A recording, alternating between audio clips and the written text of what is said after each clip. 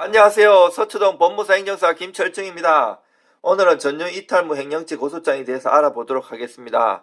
점유 이탈물이란 누군가 두고 가거나 분실하거나 우연히 취득하게 된 물건을 말하는데요.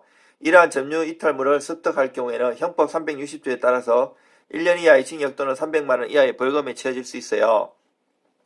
점유 이탈물 횡령의 대표적인 사례는 길바닥이나 상점, 대중교통, 버스나 지하철 같은데 유실물을 직원이 발견하기 전에 가져간 경우인데요.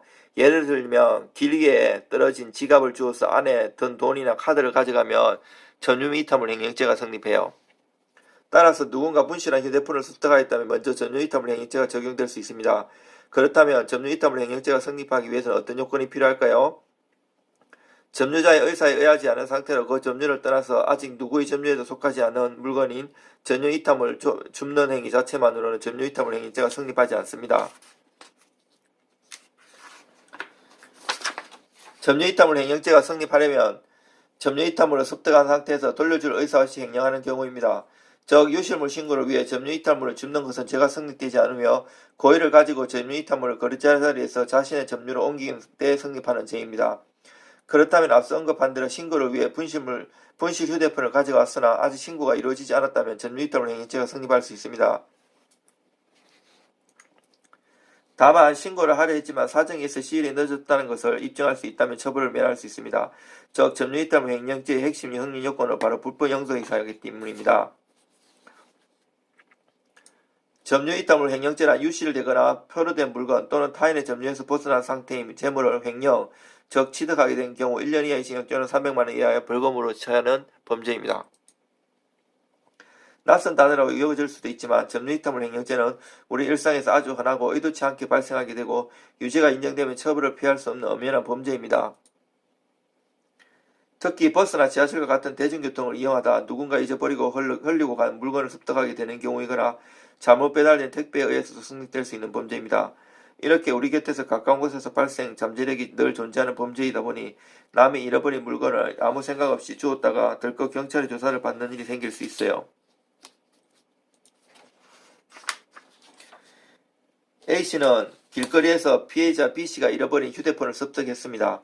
하지만 A씨는 휴대폰을 반환하는 등의 조치를 취하지 않고 횡령한 혐의를 받아 형사처벌을 받을 입장에 놓이게 되었는데요. 법원은 A씨가 수사기관에서 조사를 받을 때부터 법정에서 설 때까지 휴대폰 주인을 찾아주기 위해서 휴대폰을 가져간 것이라 일관되게 진술하고 있고 피해자인 B씨도 휴대폰을 습득한 A씨로부터 전화를 받고 휴대폰을 돌려주겠다는 통화를 한 사실을 확인했습니다.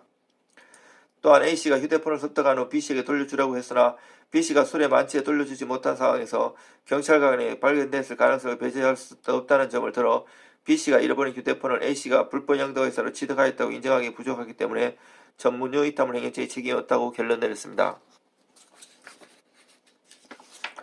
최근에는 택배를 통해 물건을 주문하거나 주고받는 일이 매우 많다 보니 잘못 배송된 택배를 가져갔다가 점유 이탈물 횡령죄의 잘못을 따지는 경우가 많습니다.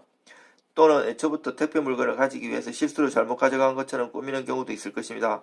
따라서 이러한 행동에 대해서 불법 행위 여부를 판단하기 위해서는 사건 당시 물건을 가져가는 사람의 내심의 의사, 즉 불법 영도 의사를 인정할 수 있는지가 범죄 성립의 중요한 쟁점이 됩니다. 기본적으로 불법 영도 의사는 원래 소유자나 점유자의 소유권, 점유권을 침탈하거나 배제하고 자신이 그 물건을 소유하겠다는 의사를 의미합니다.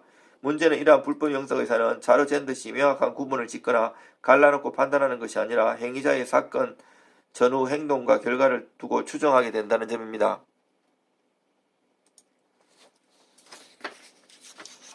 불법 영도 의사가 인정되기 위해서는 일단 습득한 물건을 자기의 소유물처럼 이용하거나 처분할 의사가 있어야 합니다. 또한 일시 사용을 목적으로 빼앗거나 주워오는 물건이라도 사용으로 인하여 물건 자체가 가지는 경제적 가치가 상당히 소모되거나 상당히 오랜 시간 동안 물건을 점유하고 있거나 물건을 획득한 장소가 아닌 다른 곳에 유기하는 경우에서 우리 법원은 불법 영도 의사가 있다고 인정했습니다. 따라서 단순히 주인을 찾아주기 위해서 주었다가 길지 않은 시간 동안 가지고 있다가 원 상태로 그대로 제자리에 갖다 놓는 등의 행동은 불법 영도 의사가 되지 않고 점유 이탈물 횡령죄 책임도 지지 않습니다. 또한 휴대폰의 경우 습득한 후 통화를 하거나 문자 메시지를 주고받는 정도로 휴대폰의 경제적 가치가 소모되다고 볼 수 없다고 하면서도 처음 휴대폰을 주었던 장소가 아닌 다른 곳에 휴대폰을 놓고 간 사실, 다른 사람에게 휴대폰을 사용하게 한 사실 등의 행동은 불법 영도 의사에 해당한다고 법원이 유죄를 선고한 사례도 있습니다. 어쩌면 사소한 물건이라 생각에 별 뜻 없이 가져가거나 오해를 부를 만한 행동이 있어 형사범죄에 연루된 상황이라도 적절한 대처를 하지 않으면 자칫 법적 책임을 지게 되는 경우가 있습니다. 섭득한 물건이나 잘못 배달된 택배로 인해 분쟁이 발생했거나 해당 물건이 고가의 가격이라서 상대방이 큰 금액의 배상을 요구하는 상황인 경우라면 법률사무를 찾아 상담을 받고 신속히 대처를 하는 것이 현명한 선택입니다. 일단 서초동 법무사 김철중이었습니다. 서초동에서 법무사한 지 10년 넘고 여러가지 형사사건을 많이 처리해왔습니다. 고소장이나 의견서, 진술서, 탄원서 이런 것이 필요하시면 연락 주십시오. 서초동 법무사 행기사 김철중입니다.